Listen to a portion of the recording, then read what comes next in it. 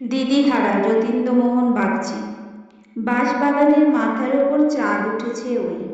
মা গো আমার সুলভবালা কাজলা দিদি কই? পুকুর ধারে লেবুর তলে থোকায় থোকায় ঝোনাই জলে, ফুলের গন্ধে ঘুম আসে না, একলা জেগে রই। মা গো আমার কোলের কাছে কাজলা দিদি কই? সেদিন হতে দিদিকে আর কেনই বা না ডাকো?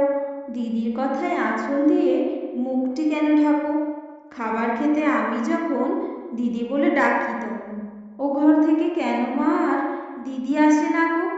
আমি ডাকি, তুমি কেন চুপটি করে থাকো? বলমা দিদি কোথায় গেছে, আসবে আবার কবে? কাল যে আমার নতুন ঘরে পুতুল বিয়ে হবে, দিদির মতন ফাঁকি দিয়ে আমিও যদি লুকোয় গিয়ে, তুমি তখন একলা ঘরে কেমন করে রবে? আমিও নাই, দিদিও নাই, কেমন মজা হবে? ভুঁই চাপাতে ভরে গেছে শিউলি গাছের তল, মারাস নেমা পুকুর থেকে আনবি যখন জল।